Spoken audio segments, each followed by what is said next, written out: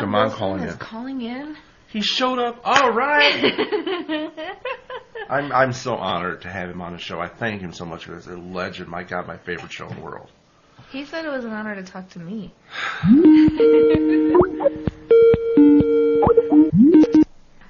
Cult Radio, this is Terry and Tiffany. Is this Damon? Yes, it is. Oh, my goodness. Ladies and gentlemen, Mr. Damon Wilson, welcome to the show. It is such a pleasure to have you on the show, sir. Oh, thank you. It's my pleasure to be here. I want to let you know, Damon, that I'm a child that grew up with your show, and your show just gave me so many great hours of entertainment. I just want to thank you so much for the great show, Sanford and Son. Well, bless your heart. Thank you very much. I'll be officially on Tuesday, I'll be 63 years young. Man, if I looked as good as what you do at 63, I'd be doing good. I'm 52, and I don't look anywhere near as good as you do. Well, I played a round of golf yesterday up the PGA West, and I was carrying the ball 270 yards. Wow. Well, happy early birthday. Well, thank you very much. I feel great. I feel good. You take care of yourself. Plus, like Hulk Hogan said, you say your prayers, you get your rest, you eat properly, and black don't crack. Yeah. I think one thing that also helped you keep it looking good, as you might say, is you've been married a long time, haven't you? Yeah, I was married May 4th, 1974. Wow.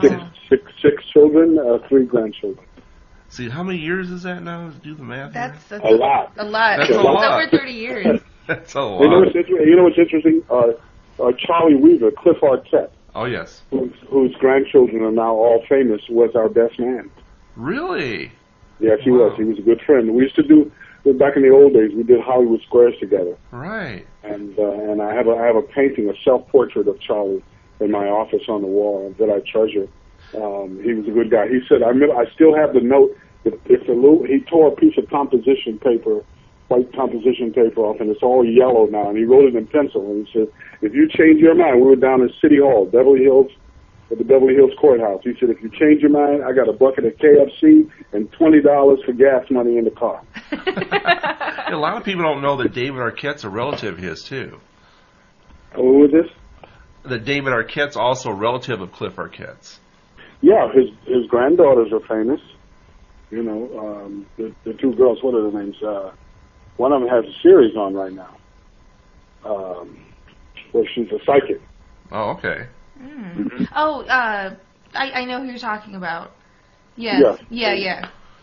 Well, you two are in your own little world because I don't know. I can't think of her name. The other one is Rosanna. Yeah. That's the older girl, and then the younger one, she has a series on top. She's done some great work over the years. They both have. Yes.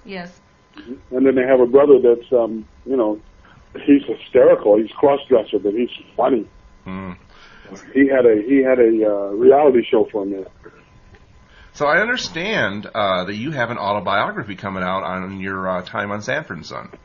Actually, no, it's not an autobiography. It's a very carefully documented 6-year collection of anecdotes. It's funny. It's called Second Banana, the bittersweet memoirs of the Sanford and Son years. And on the 3rd page, it says, "This is not an autobiography of myself or Mr. Redd Foxx. I have what is known in the business as a photographic memory. It used to drive Red up the wall because I would come in and I would do, it used to drive Ron Glass up a wall too when we did New Odd Couple together. Mm-hmm. He had a little bit of a problem with lines, and we'd go in and read a script through one time, go to lunch and come back, and I'd have 75% of it committed to memory. Wow. And Red used to go crazy because he would have the stage manager, God rest his soul, Carl McCarthy, put his lines on the door frame, on the coffee table, on the television, in the kitchen, on the banister, and I would go around just before the show and change them around. Wow. So, like, did Red reciprocate? I mean, he pulled his stunts on you? Oh, yeah, he would get me back, but I cannot tell you what he would say and do because I can tell you one joke that's out of the book. The book is pathos, it's funny, it's sad, it'll make you cry, it'll make you laugh. And it's an inside view about, people said Red was difficult, hard to work with. None of those things were true. He realized that we were cutting out and opening a door for African Americans in the TV industry, because prior to Sanford and Son, there were absolutely no all-black network shows. You know, you had blacks like today. The more things change, the more they stay the same. There hasn't been a black network show on in 7 years. I think one of the Wayans brothers had the last one, but you had, back in the day, you had Clarence Williams III, marvelously brilliant, talented actor, on Mod Squad. You had Bill Cosby on I Spy. Right. You had Diane Carroll on Julia. Right. Cicely Tyson was on with George C. Scott. But you didn't have black shows. You had blacks supporting shows. Right. And so Redd realized that we were kicking a door in and we were opening up. You know, you had variety black shows because you had Nat King Cole show, you had Flip Wilson show, but they weren't giving us a shot like that. And Redd wanted everything to be perfect, and his difficultness, if that's a word, I'm like Jesse Jackson, I make up. Under Jargon, Jesse will make up a word in the New York Minute. And then it'll go in the dictionary, Javathon. Jesse, come on. The thing about Jesse kind of toyed when he made the statement about Obama. That was his. He put the, as Andrew Brown would say, that was the straw what brung the camel back. You know, but Redd realized that we were setting a precedent, and he wanted everything to be perfect. He used to say to them, they would say, well, you know, we're funny. We're comedy writers. We're Norman Lear, Bud York, and we got the top show, and it's All in the Family, and we know what we're doing. Redd said, "Oh yeah." He used to call me the Demon. That was an affectionate term. He said, me and the Demon been black all our lives. You boys just been black since the show started. You do a very good Redd. Very good. Let me ask you. We were in Vegas to see. This is the only joke that I can tell about Redd, because in the book there's a whole lot of stories, but they're unexpurgated stories. Mm-hmm. And Redd and I were in Caesar's Palace one weekend. I have no idea what we were doing there. We both used to play Vegas back in the day.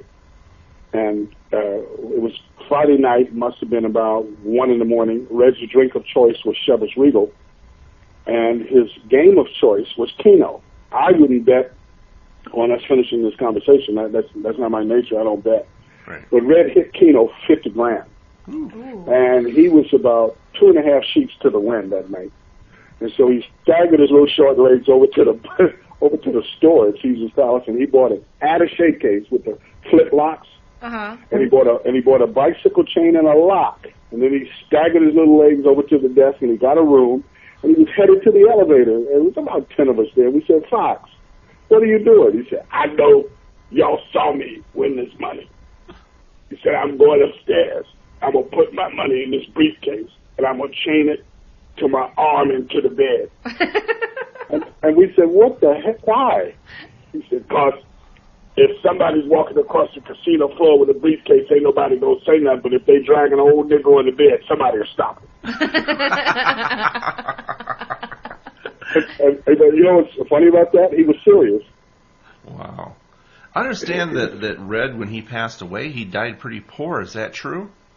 Well, he was doing a series. I don't think you could say that he died poor. It's just that the government was taking a large chunk of it. Yeah. Redd would file every year, but then he would never pay.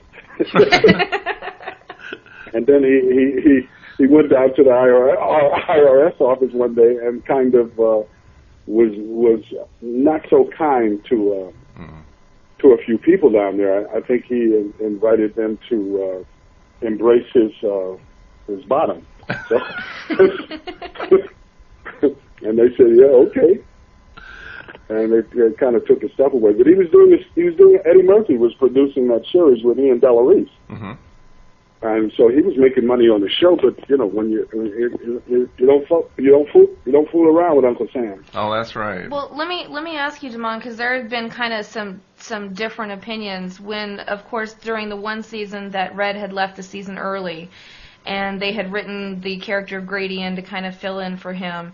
A lot of people had speculated that Redd had left because of disagreements with the studio, and then a lot of other people had speculated that it was basically because Redd had said, I believe in an interview at the time, that he just needed some time off because he was used to working late night hours with the nightclubs. No, none of the above. That's the reason that I wrote the book. Okay. Because, I didn't write a tell-all book per se. I didn't write a set the record book per se. But it's all of those things. The book is hysterical. I published the book. This is my 10th book. I started writing seriously in 1995, and it took me 30-plus years to write this book because, Terry and Tiffany, I wanted to be objective. Right. I did not want to bring any excess baggage in there. Somebody said, well, this book is from your point of view. I said, no, it's not. If I'm standing on the curb a foot away from a guy, he steps down on the curb and gets hit by a car and gets knocked in the air 15 feet. That's not my point of view. That's what happened. Right, right. So that's what I wanted to do, and I didn't want to have any rancor or to have any venom in the words that I wrote. And, you know, it's remarkable, at 63, I look on relationships that I had at the time that I couldn't stand the people, and in hindsight, those were some of the best times I had in my life, because you tend to forget all of the negative things and you see the beauty in people. And I wanted to see the beauty in Bud Yorkin and in all of the things that happened during those years. And I tell the truth, and I don't pull punches. So I said, it's funny, you'll laugh, you'll cry. I made it into a table-sized book, so you can't put my book on the shelf. You have to prominently display that bad boy out on your coffee table. And it's a beautifully illustrated book. A young man out of Phoenix, Arizona, named Jerry Lederman, did the illustration for the cover, and he antiqued it, and it's beautiful. There's not anything, except for my picture on the back. You could use that, you know, for insects, just to get rid of insects. But it's a beautifully illustrated book, and I've been selling, the book is selling in Africa, in Spain, in Argentina, in Canada, and all around the United States. And one thing that I've heard, at least, this is my third order of books. I just ordered another 3,000 books. The same thing that people are saying is that this book should be mandatory reading for all college students that want to go into the entertainment industry, because it's not only about the show, it's an overview of what was taking place during those years, because at NBC, it was the golden years in television. You had the Dean Martin show, you had Johnny Carson and Tonight Show, you had the Flip Wilson show, Sammy Davis Jr. was at the Palace, Bobby Darin, Rowan and Martin's Laugh-In, on ad infinitum. And when Redd and I hit, we didn't even have dressing rooms. Wow. We only got dressing rooms on the road on the tape and the shoot day. We had to go in the bathroom, the public bathroom, like the people on tour. And then the pilot show, we shot it in September, October of 71. We aired as a mid-season replacement in January of 72 with a defining episode for the series, Cross Swords, and it scored a 58 share, which is unheard of today. Mm-hmm. And we went from dressing in the bathroom to the HNICs. Do the math. Yeah. Wow. I wanted to ask you this.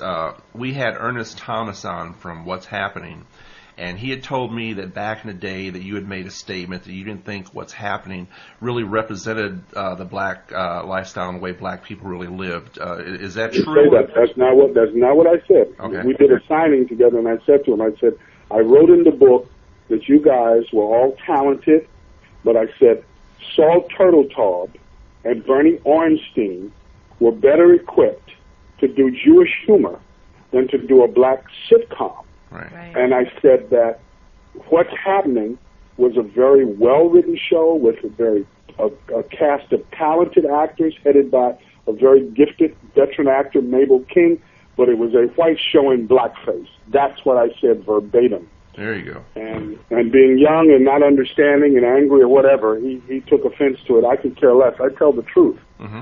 I watched that program a few times, and those kids were all talented. Mabel King was a talented veteran actor, but it just wasn't a black show. Right. It was a white show in blackface. That's what I said.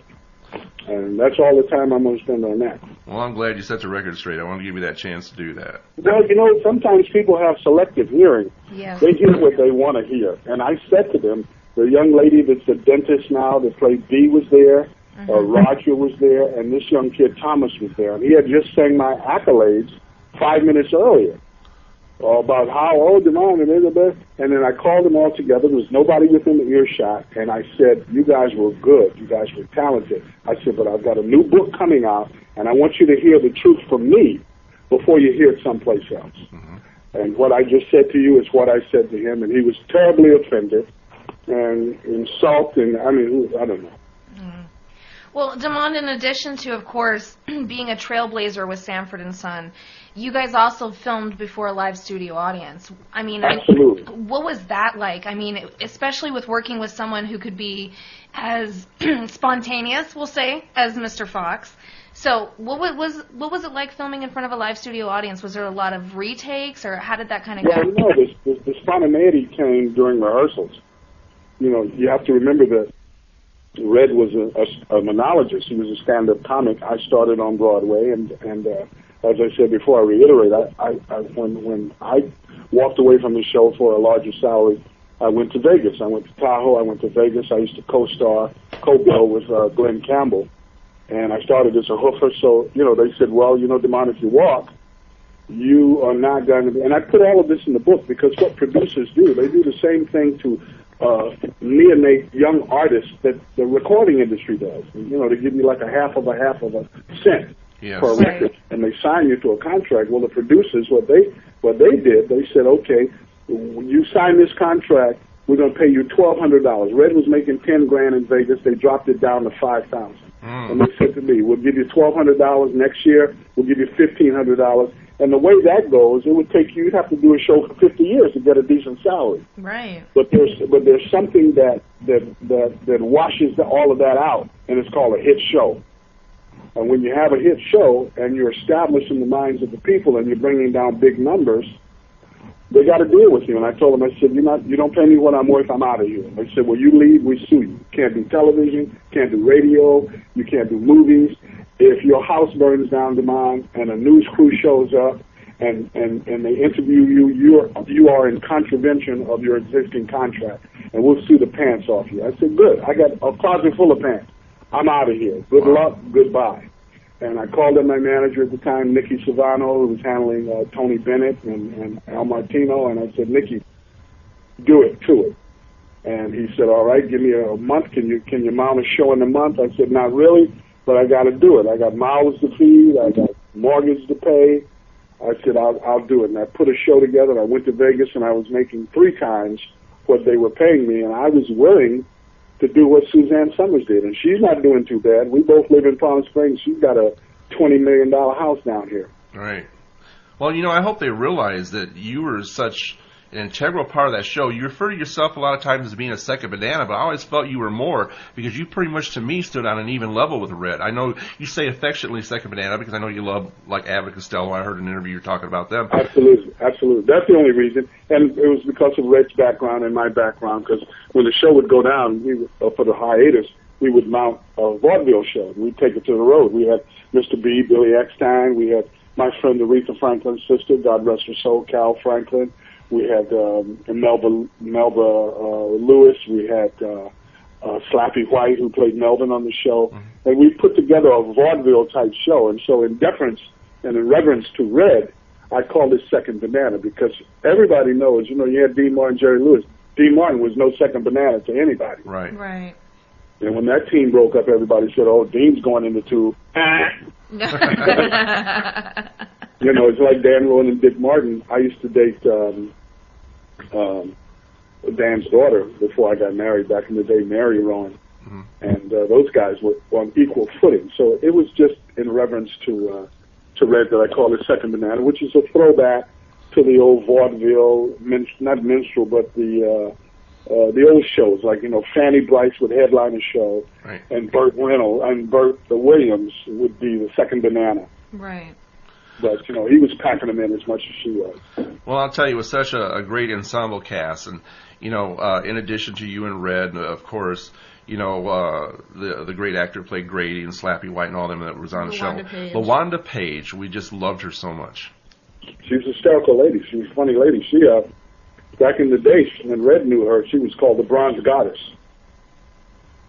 And she was burlesque, straight up burlesque. She did her little act, and she had a fire act, and I don't know if you've heard any of her comedy albums, but her mouth was a little more south of Redd's. Yeah, yes. You know, whenever she portrayed Aunt Esther, of course, she was supposed to be your aunt, loved you so much, but it seemed to come through that she really had a great affection for you. Is that true? Oh, absolutely. As a matter of fact, they gave me an award, I don't know why, John DeLorean hosted this program down in San Diego, God rest his soul. And he got a raw deal. This boy got a seriously raw deal. That car that he made was absolutely brilliant. And he was a story that was unfinished. And anyway, he hosted this program, and in my office, I'm looking at it right now. They gave me this award, whatever. And Gertrude Gibson, I don't know if she still does the Sentinel, the paper in L.A., she came up to me and she says, "Oh, Damon," she says, "Lawanda just lost her leg. She had diabetes." And she said, please tell my nephew to pray for me, because I know he's in ministry and I've heard about how he ministers around the world, and please have him pray for his auntie and tell him I love him." And I was always a stabilizing force, because Redd was brilliant, but he was Redd, and he was going to do it Redd's way, and I was the stabilizing force on that show. Right. And she respected that. You know, when everybody was doing all that crazy stuff, she said, "I can count on Damon. He's in his dressing room. He has his lunch. He goes home to his wife. He's not out here acting crazy and being a nutcake." And so she kind of respected that. And I moved out of Beverly Hills. We lived in Bel Air up until 1984. And I moved to Orange County in 84. I still have a place up there. And in those days, it was cow pastures and orange groves. And with my 6 children, when they were entering puberty, I did not want them in that ambient, that environment. And so I moved where they had Pop Warner football and AYSO soccer. And Orange County was just a family environment. And we bought a house down there, and then the kids started moving out. And the wife and I got in a condo. And then when they were all grown up, my baby girl goes to the University of San Bernardino University. When the last one, we said, that's it. I always loved Palm Springs. I always loved the area. We used to come down here on vacation. And so I'm good with that. They got so many golf courses down here to make you puke. Well, I want to talk about... I'm trying to play all of them. Definitely. You know, that's one thing I can't do, is I can't get my butt up and do any golfing. I'm too lazy. That's hard work. It's hard work. A lot of people think it's a wet game, but I got news for you. It's not. I don't know. Too hard for me. Well, I want to talk about your newfound faith. But before I do that, there's always one movie that actors always go, "Oh God, you had to bring that movie up." Okay, you did. Hammerlock. Okay, can you guess what movie I'm going to mention? Hammerlock. No. Full Moon High. Oh, God, I love that movie. Are you kidding? I absolutely adore that movie. I was the bus driver, and then I was the cab driver at the end. I love that movie. It's a cult classic. And you stole the film, Damon, and you were great. I love that movie. That's one of my favorite movies. Why would I be a bus driver? That's hysterical. And my favorite scene in that movie is when I'm sitting on the curb, and I said, "That little fuzzy bastard." That's a funny movie. And then at the end, he gets in my cab. I'm supposed to be an old man at that time. And it was definitely better than Teen Wolf. Oh, yeah. Oh, absolutely. I thought you were going to say Hammerlock. That's a film I'd rather forget. I did that in 2000 with that's the last time I saw Pat Morita, because he played our Chew on Sanford and Son. Yeah. Mm-hmm. And we did that film, and we didn't see each other on the film, but, he was in Vegas. He wasn't well then. And I loved Pat. Pat was a good guy, but he had a few substance issues. But talented guy, sweetheart, had a heart of gold. And so I thought you were going to say Hammerlock. Oh, no. Haven't actually seen that one. I'll have to now. Well, don't bother. If you want to see something funny, go see my first film, The Dealing. Okay. That had a lot. That's the film that John Lithgow made his debut in. Barbara Hershey, she was Barbara Siegel in those days, because she was living with the late Carradine, and he had her all hippied out. And Charles Durning, Bobby Lyons, a lot of people were making their bones in that film. Robert Pressman, Ed Pressman, was making the transition from toy manufacturer to motion picture producer. Mm-hmm. And then Walter Mirisch came to New York, and I was on Broadway, and he saw me, and he got myself and the late Ron O'Neal, Superfly, and the late Raul Julia. We all came up in the theater together. Raul and I started back in 1965 with a theater in the streets. We had two big, old, raggedy, three-quarter, deuce-and-a-half trucks. One truck was the set, and the other truck was the makeup and the costumes, and we would go around to inner cities and Bedford-Stuyvesant, and I loved Raul, and he was a sweet guy, and he would say to me, he was so formal. Raul was like, he was an aristocratic Puerto Rican from a very wealthy family, and Raul, we were out in Bedford-Stuyvesant one afternoon, hot summer day, and we were doing Two Gentlemen of Verona, and they were throwing bottles off the rooftop. And I said, Raul, what do you think? He says, well, the attitude of the people out here is not such that I think we should continue with this program, so let's pack up the truck and get the hell out of here. How we go back a long, long way. And Huh? Well, I was going to say, any actor that can play alongside a goat like he did. No, you're talking about Gregory Sierra. Okay, oh, you're right. I got that mixed up. I'm talking about Raul Julia. Oh, yes. Family. Raul Julia. There you go. Yeah. Now, after Sanford and Son, of course, you did, Baby I'm Back, and you did The Odd Couple, and then The New Odd Couple, and then a lot of people think that they say, well, why did Damon just walk away from it all? Why did he just stop doing the acting thing? But what you did over the next 20 years has actually had such a profound effect on affecting people's lives.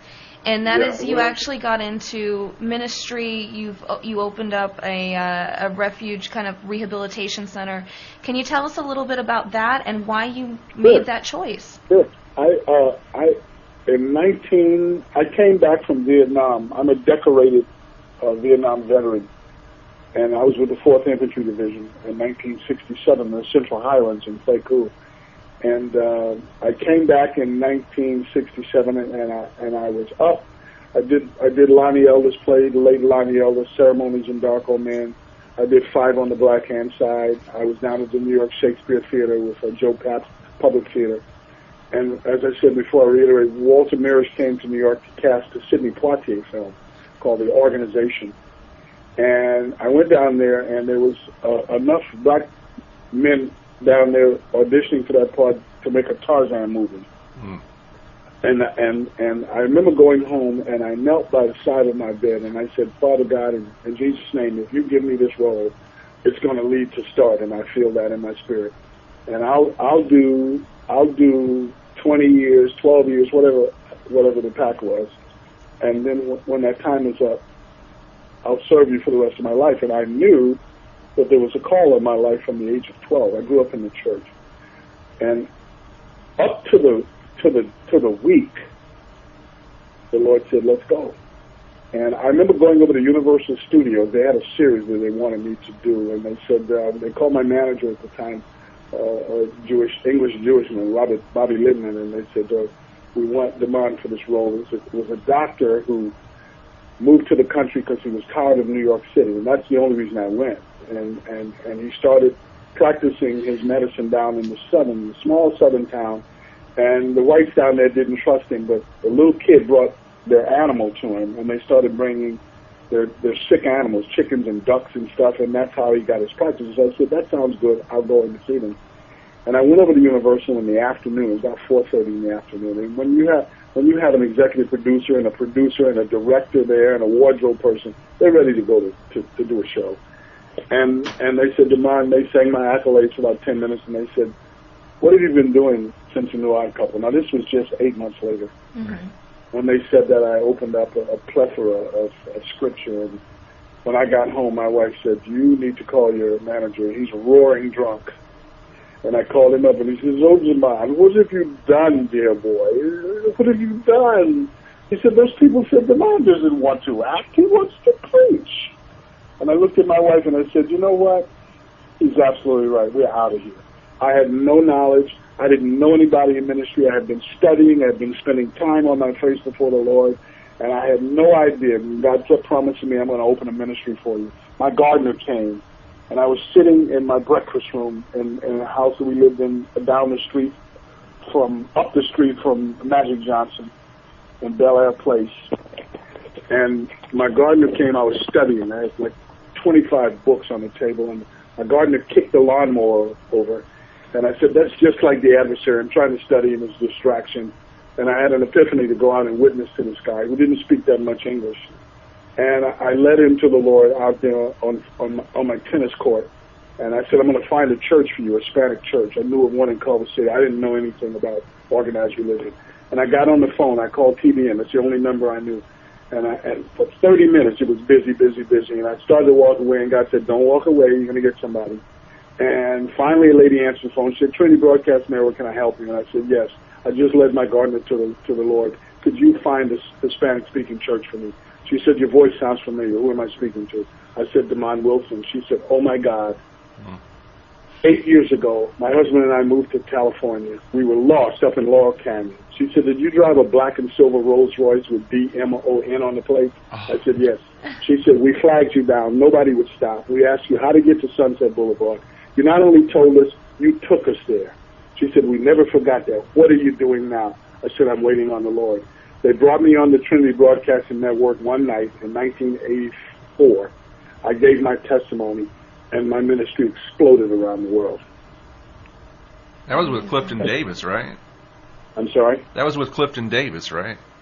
No, that wasn't with Clifton Davis. That predates Clifton Davis is a newcomer. Oh, okay. That was 1984. Wow. 84. This is not 2004. 1984. Well, you really found your way, and I'm sure, I'm so glad that you did, because I found out, too, if this is true, and I'll ask you, according to the Internet, there was a while, maybe during Sanford and Son, but definitely after, that you had gotten into drugs, too, right? No, not any more than anybody back in the 70s and 80s. I never had it. That's another reason I wrote the book. I was never late for a rehearsal, never missed a show, never missed a meeting. Like a lot of people, I don't think there's any actor back in the 70s and 80s that wasn't involved in some kind of substance. I was never a junkie. I was never hooked.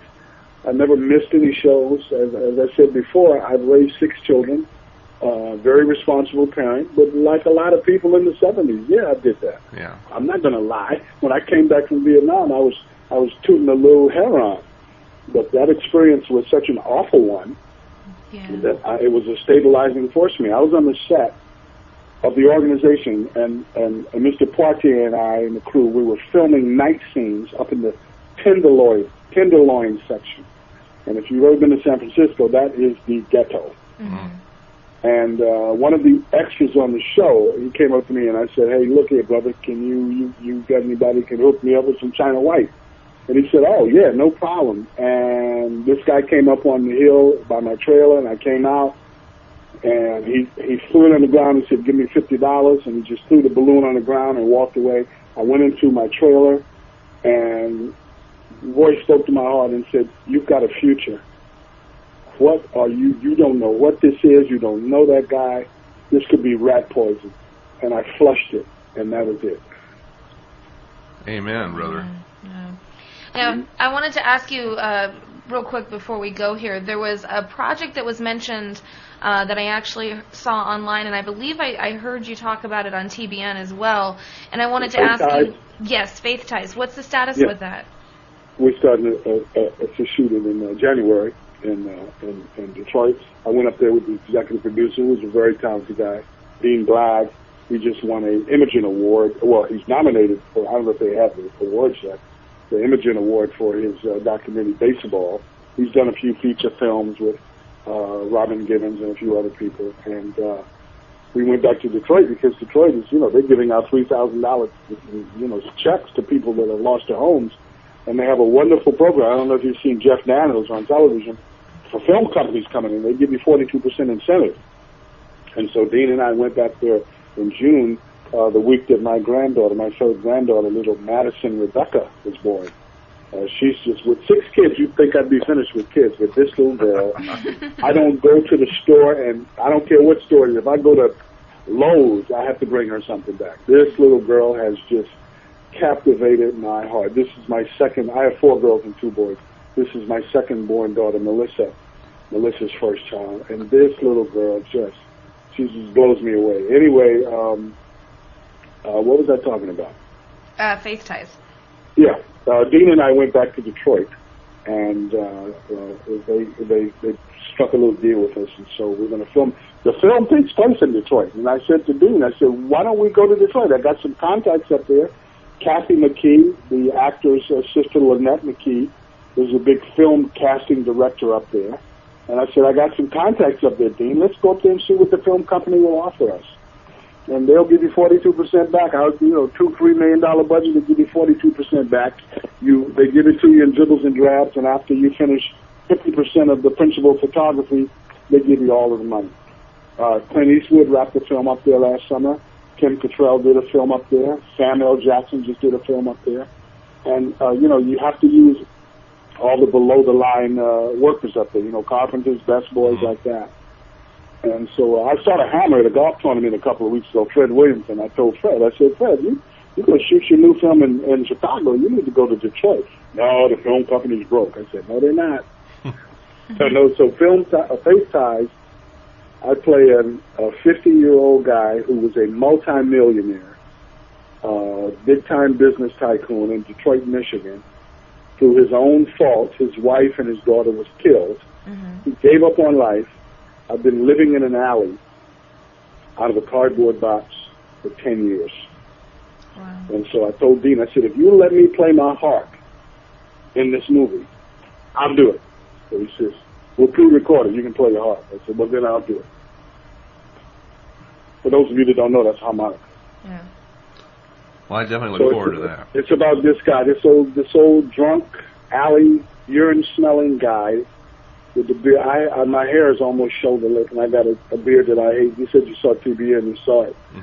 My wife hates it, and the dog won't come to me. Yes. But, I could have used extensions and all of that, but, I want to feel the guy. I want to feel this guy. I've been walking around looking at guys on the street. I got the tick, and I predict this movie is going to be in the vein of It's a Wonderful Life, and it'll go on, like Redd used to say. He used to say to me, Damon, this show is going to go on long after I'm gone, partner. Yeah. And this movie's going to do the same thing. Very true. Well, I'll tell you, I guess you could say you've had a wonderful life because you've really come full circle because starting out, with doing all the stage work and winding up in a series you did, and then now you're spreading a good word and helping the prisoners out with testimony and everything. I mean, you've got to feel pretty content in your life right now. Well, yeah, I'm in a good place, Terry. I'm in a very good place. The Restoration House was formed for the rehabilitation of former inmates, first-time offenders, nonviolent crimes, and Redd and I used to go back in the day when we would, as I said to you before, we used to mount those vaudeville shows. In whatever city we were in, we would go to the penitentiaries, not jails, penitentiaries. Attica, Rahway, Cook County, San Quentin, Folsom, and entertain the inmates. And when I had my epiphany, I started going around ministering in the prisons. In 1994, 95, I was up in Indianapolis, Indiana, and a guy that went to college with me was a transitional warden at the Indiana Youth Correctional Facility. And he says, Lamont, I heard you in town. I got 200 guys I'm getting ready to cut loose on the street. Would you come and talk to them? And I said, sure. It was the same penitentiary where Tyson was locked down, Mike. And so I went and I spent a couple of hours with Mike. He was getting his GED from the Nation of Islam, and I started sending Mikey books that I thought would help him before the Mayflower, about who he was as an individual and as a black man. And on the way back to Orange County, I thought, I've been going to these prisons for 15 years. What good does it do? You inspire these guys, but then when they get out, what are they going to go to? And it was with that God gave me the wisdom and the knowledge and the wherewithal to start this program. And what we do is we give some college prep courses. I set the program up in any city. We give some college prep courses, GEDs, and basically the program is about teaching vocational skills and starting ground floor entrepreneurialism, more import type businesses. We have some success stories with a guy called Mr. Squeegee, and this guy was a heroin addict for 17 years. He never killed anybody, never hurt anybody. Now, you got to be a genius to shoot smack in your arm for 17 years without a job. Yeah. And he was doing everything. He was selling tube socks, he was selling shirts, he was doing whatever he had to do to shoot that smack. Right. And he went through the program, started with one old raggedy truck, and he was doing buildings, you know, windows and houses, and now this guy's got a fleet of trucks.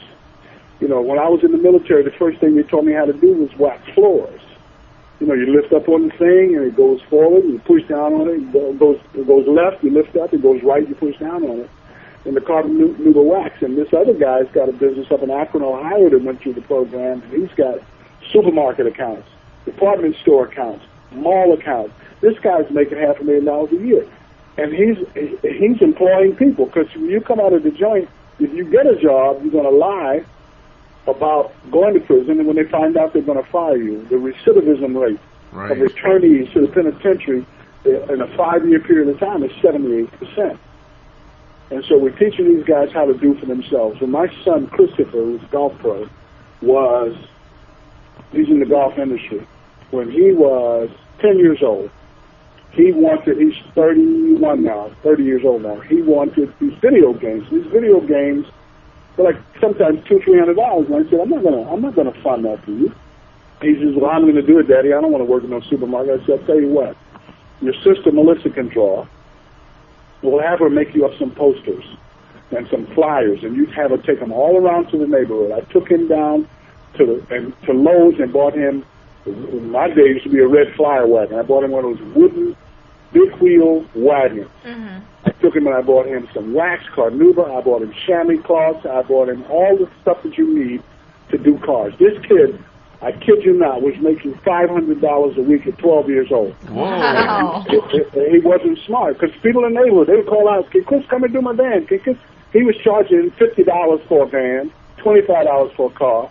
If you wanted the car personalized, he had the little portable vacuum cleaner. All of this in his wagon in the neighborhood. But he wasn't smart, because he wouldn't put his money back into the business. He'd go buy 4 or 5 video games. And I told him, I said, Christopher, there's nothing wrong with manual labor. I said, by now, if you had stayed in that business, you'd have a fleet of trucks and you wouldn't have to do anything. But you know, these kids today, they don't get it. And now I'm going to say something that's going to make people not like me as much as this kid Thomas or whatever his name is. I applaud the late Martin Luther King for all of the things that he did. But the fault that I have with him is that he got blacks up off the ground floor of self-reliance and made them codependent. When I grew up in Harlem, New York City, the principal and vice principal in my school were black. All of the businesses that my parents did business with were black. There was a spirit of entrepreneurialism in the black community for years. If blacks during the boycott had pooled that money together, they could have started their own bus line. But Martin wanted integration. You've got talented, gifted young black people that come out of universities and all they want is a job, and when they get that job, they start making somebody else rich. And that spirit of entrepreneurialism, I believe, was killed during that era. Not so with Malcolm X, but with Martin Luther King. I taught my daughter, my 30-year-old daughter knows how to, from working with me, she's publishing books now. Wow. You know, bookstores, that's why I did my first serious book, The New Age Millennium, and my website, second, the number 2, N as in Nancy, D as in David, banana.net. Is where you can go and order the book. In 3 to 5 business days, you'll get my self-published book. Copyright DeMond Wilson, Library of Congress. DeMond Wilson Enterprises, Inc., a working, functioning, paying tax California corporation. When I did my first book, I went with a major book company. They ripped me royally. The publisher got 20%. The bookstores got 10%. The distributor got 15%. I sold 15,000 books, and my first check was like $900. Wow. Jeez. And when they give you a big layout, you ain't gonna get nothing else. Yeah. And the thing that didn't appeal to me the most was that you don't own the copyright to your own book. Yeah. No, we found that out. Yeah, we've talked to some other authors, and that's the way it is. It's sad. Yeah. My daughter can publish a book. She can format it. She can edit it. She's got the press. in line. She's got an illustrator. My daughter, I taught her this, Terry and Tiffany. I taught her this in 3 months. And that's what I'm talking about. Because, my father told me when I was a little boy, he said, "Lamont, you want to hurt a guy? There's only one way to really hurt a guy." I said, "What, punch him in the nose?" He said, "No, take some money out of his pocket." Yeah. Well, let me ask you this. You were talking about Martin Luther King, and this is a whole new generation. What do you think of a current black leader, Barack Obama? He's not a black leader. He's a world leader. Mm-hmm. You got it. Absolutely. Absolutely. No, because we were actually talking about that before you came on the show, Demond, and to us, we just see him as a person, but there's so many people. He's a world leader. The man just won the Nobel Peace Prize. Exactly. Oh. Yeah, and there's so many people that are out there saying, "Oh, President Obama is great because he's a black president," but he's not black. It's because he's a good man. And why are they still seeing it or seeing things in that? But he's not black. He's as much white as he is black. Mm-hmm. Yeah, that's true. That's stupid. That's even stupid. I was even talking about it on the air earlier. It bothers me because I don't know if I'm missing something or whatever, but it seems like every time I listen to them talk about him on CNN or whatever, they call him Mr. Obama. I don't hear a lot of President Obama like they did with all the others. But that in my book, I have the pictures of when I was down with President Reagan, and you can call him Mr. President, President Obama. Mr. is correct. Mm-hmm. That's the first thing I learned. I went down to Washington, D.C. in 19. You talk about media. Oh, Hollywood's got nothing down there. I went down there to lobby to try and get the legislation passed to put prayer back in the schools, which, as we know, failed. And now look at the school systems. Columbine comes to mind. Right. But when I was down there with President Reagan, it was perfectly okay to call him Mr. Reagan. But getting back to the original thought, so we don't digress, President Obama is a world leader. That's what he is. He's as much white as he is black. And that's true in every sense of the word. That doesn't qualify him as a black man or a white man. Right. He is a world leader. And that's how I see him. And that's who and what he is. Now, his wife is black. Right. But President Obama is a world leader. That's the only. How else could you categorize him? Exactly. Luckily, categorize him in a way that he's a great family man too, unlike Clinton. Well, I'm not going to play Bill down. Bill did a lot of good things, but he had a problem. He had a libido problem, and that's like a substance abuse problem. People laugh at that, but Michael Douglas, brilliant actor, it's in his genes. Had that problem. There's a lot of people that have that problem, and it's a sickness. It's like substance abuse. Yeah, it really is. A lot of people don't know that it is. It's like Absolutely. addiction. Yeah, like it's addiction to cigarettes or whatever. I'm not going to throw the baby out with the wash water. There you go. There you go.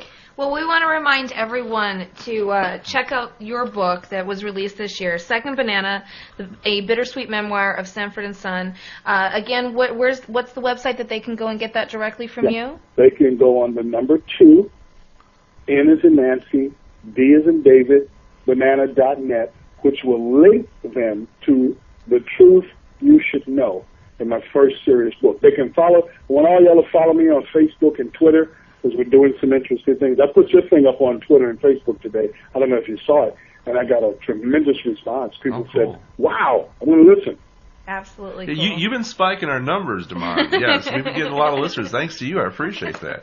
Well, yeah, but tell the people to follow the kid on Facebook and Twitter, and see what I'm doing, and they can go on faithtidesmovie.com, and they can see the progress, and have me back after we do the movie, and we'll talk some more. Absolutely. And tell all your friends over there, if they get really nostalgic, Full Moon High is on TV this week. Really? What channel is it on? I think it's on... you can't mention that. Well, sure I can. I can do anything here. I think it's Stars. It's one of the pay channels. One of the pay cable channels. Yeah. Well, that means another $12.96. There you go. Hey, is that what you get every time they show? Well, it depends on the market, and it depends on how many times the show. See, television is a little different. Television goes by plays. Movies doesn't go by that. It goes by the supplemental market and then, you know, and the commercial market. And right now, Full Moon High is the last Full Moon High check I got was, I think it was $16. Okay. Yeah. So you know, but the organization, I got $6. So what are you gonna do? Yeah. There you go. What are you gonna do? What are you gonna do? Well, I got a $2 check from All in the Family, and that was 100 years ago. Yeah, and thanks to All in the Family, we got Sanford and Son. It all started out when you played a burglar on All in the Family. Yeah, myself and the late Cleavon Little. You notice how everybody I worked with is dead, right? Well, Yeah, maybe unfortunately. maybe you're still around because you've got work to do. You know. Well, I think that's it. And every morning I put the mirror under my nose to make sure that I'm still working. But I know heaven has to have a golf course. I just know that. 'Cause God wouldn't do that to me. He wouldn't do that to me. Well, we'll definitely keep in touch with you, Demond, and have you back on when the film comes out and talk all about that. And again, I want to thank you so much for spending almost the last hour with us. It's been such a pleasure having I you. had fun, and I hope that young man, what's his name, Thomas? Ernest Thomas. Yeah, I hope he can forgive me, but, you know, I meant no disrespect. I call him like I see him. In the book, I give him accolades, he and the cast, and I talk about how talented they were. And what it wasn't even about him. It was about the producers of the show. Right. And right after I said that, the guy who played Roger Lodge, or Roger whatever his name was, Yeah, you got it. show, That's it. Mm-hmm. he said to me, he said, Demond, I tried to go to Saul and Bernie and get them to use my ideas, and they said, nope, just say the lines like we write them. Yeah. And it was the NAACP, the leader of the NAACP said that they were more, and these were great guys, Saul and Bernie. They were talented guys. I just don't think that they were cut out to produce a black sitcom. You know, Right. I can write funny stories for Jewish people, but not like a person that's Jewish. Right, They exactly. just don't have that insight. They're mad at Woody Allen in New York now. They don't want him to make movies there. But I think think Woody Allen is absolutely brilliant. Absolutely. And they're talking about, what do you mean there's no nebbish Jewish men anymore? What are you, crazy? Woody Allen is a genius. And now he's relegated to making films in Europe because the Jewish, what is it, the Anti-Defamation League or the whatever it is, Right. they're saying that he's an embarrassment to Jewish men now. And I'm talking about, where in the heaven did that come from? Have you ever watched any of his movies? This man is a genius. Yes. But I can't write Jewish jokes in situations like a Woody Allen. That's not in my genetic makeup. I mean, I can study them and I can write funny lines, but it's you know what I'm saying? Well, time changes all things, Demond. I don't think, I don't think that Ernest necessarily has anything that is still against anybody, because just when you look back on something that you did 20 years ago, you realize that it's refreshing, if anything, to find somebody that was actually honest, and that's all that you were at the time. Yeah, and I wasn't even talking about the cast because I said they were all brilliantly talented. I was talking about Saul and Bernie and how it had to do with Sanford and Son, and I used that show as an example. And I'm man enough and honest enough to tell the whole cast that I was writing the book. They were all assembled around me, with the exception of what's her name that passed away. It was played the diner. I think Huh? Go ahead. I was just going to say, I think he might have missed the point a little bit, because one of the things that Ernest told us during the interview is that one thing he thought that was unrealistic about Sanford and Son is in the black lifestyle, he said if any son would have talked to his father the way you did, he would have got his, ass beat. Yeah, he doesn't have a clue. That is so ridiculous. You see, there are a lot of people, and that's why I wrote the book, that didn't get the show. Lamont stayed because that show was basically, and the reason that show was a hit show and still is playing in 40-some countries around the world daily, is because it was primarily about a love relationship. That's right. Absolutely. I agree. Yes. That's what the show was about. And this kid wasn't old enough in those days to know what that show was about. He's still a kid. Please, I got eyes older than him. Yeah. Because it wasn't like Lamont was a 16-year-old living at home with Dad. No. He was 34 years old. Exactly. Yeah. I mean, he stood up to all of that abuse. He knew his father was a con man. He knew his father was lazy. He knew his father would use people if he had the opportunity. But the love that he had for his father and the love that the father had for the son was the adhesive that held that show together. That's what the show was about. People said, well, aren't you ashamed that you played a junk deal? I said, listen to me.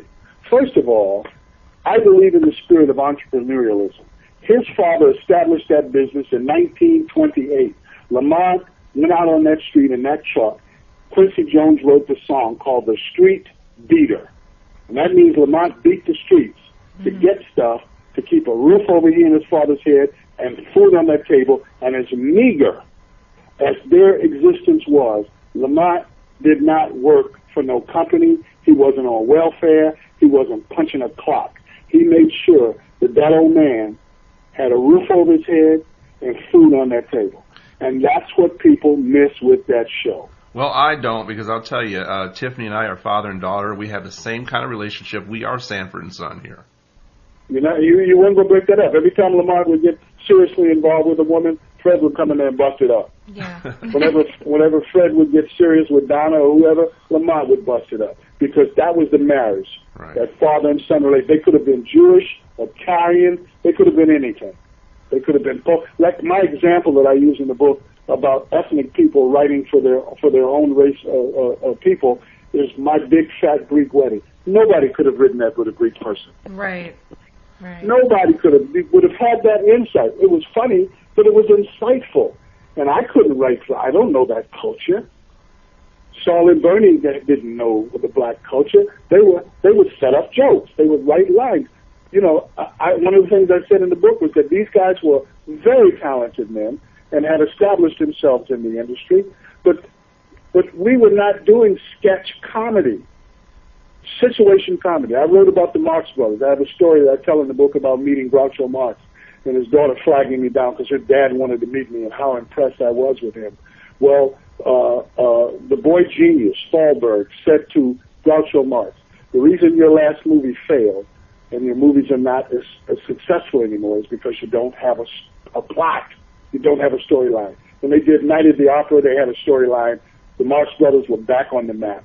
And Bernie and Saul were more concerned with punchlines and gags than they were with sitcom. That's the name of it, sitcom. The humor comes out of the situation. Exactly. Well, you have to have the humor, but the thing, too, about the black shows of the day, your day, is compared to the ones they have now, the shows of your era, they had heart. Yeah, yeah. You don't see that so much. I'm not going to cast aspersions and throw rocks because I'll hear about it later on. And, you know, people, like I said, have selective hearing. I don't think this young man was old enough in the day to know about that show. He was, when he did that show, he was a teenager, wasn't he? Yes, he was. Yeah. Oh, please. I got eyes older than him. Anyway, I love him. He's a talented young man. Maybe one day God will open his eyes and he'll come to the knowledge of the truth. But right now, his name should be Bartimaeus Thomas. That's the blind guy that was in the Bible that wanted to see Jesus. This blind Bartimaeus. And a lot of adults didn't get the show. Yeah, very true. Well, again, Damon, thank you so much for being on the show. It's such a pleasure. And, you know, happy people follow me on Facebook and Twitter. Absolutely. Check you out on Facebook, Twitter, and, of course, secondbanana.net, correct? That's it. Perfect. And keep in touch, and the best of luck with everything. You're doing some great work. It was such a pleasure, Damon. You're such a great man. I mean, you really give me a lot of inspiration and a hell of a lot of entertainment. Well, God bless you both, and my prayers go up for you and all your listeners, man. I love you guys. Thank you. We love you too, Damon. God bless you. Bye-bye. Bye-bye.